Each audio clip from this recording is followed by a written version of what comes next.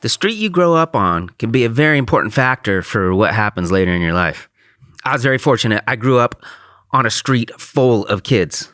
In our neighborhood, almost every house had somebody. We had Jeff, Jamie, Dugan, Red Dog, Bree, Rudy, Smelly, Mark, Chris Tuvey, Nickel Nuts, Joel, Rachel, Micah, Sarah, Christy, Megan, Leslie, Stacy, Dominique, Bob, John, Robbie, Chris, Heavy D, Marcus, Jordan, Wilcox, Springsteen times 2, and sweet little Wallace up the street, although she wasn't there till later. In the early years, I'm talking like grade school, we'd be out on the street doing stuff all day long, riding bicycles, setting up basketball games, playing baseball in people's backyards. Then at night, we go home and eat dinner, and we go back out when it got dark. We play capture the flag, kick the can, and some people would get into it. This kid across the street, Mark, he'd wear full black outfit so you couldn't see where he was hiding. And my poor sister had some of those LA gears with the lights that light up in the air pocket, so we always knew where she was. And in the winter when it would snow, we'd all take our sleds to the top of the hill and hang out there all day going up and down Brentwood. If you started at the top, you'd get enough momentum, you could go like 6 blocks to the end of the street.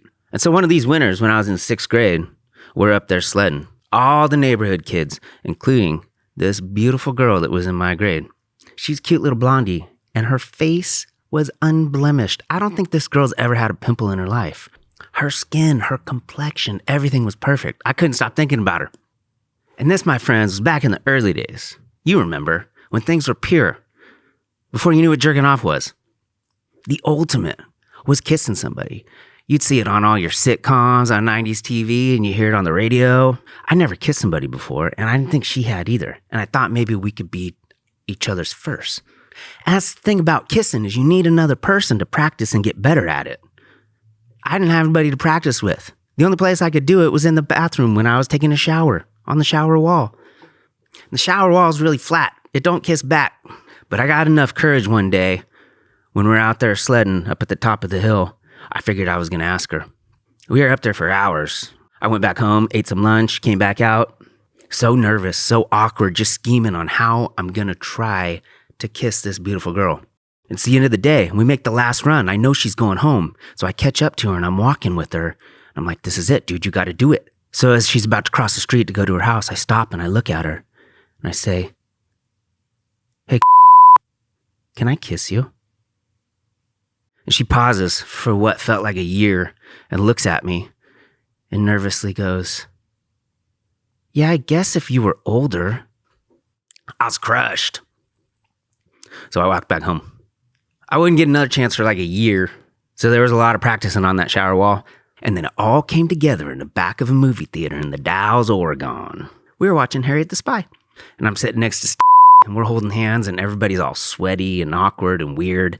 I have no fucking idea what happened in that movie. I couldn't pay attention to anything. But I knew I had to make it happen because she wasn't going to do anything. And every few minutes, I kind of like look over at her and we make eye contact. And in my head, I'd go, 3, 2, 1, and then nothing. Come on, you idiot. You could do this. So I'd look over at it again. 3, 2, 1, nothing. That anticipation to trying to kiss somebody for the first time is insane. And then finally, after who knows how many tries, I look over at her. 3, 2, 1, and we come in together. Oh my God, it was wet and wild. Nothing like 2 13-year-olds French kissing for the first time. I didn't know what I was doing. She didn't know what she was doing, but it was awesome. And you know what? To this day, I still don't even think I know what I'm doing. I guess the moral of the story is we're all different. We don't know what we're doing. And sometimes you do things and you get better at it, and sometimes you don't. You just got to figure out how somebody wants your tongue down their throat.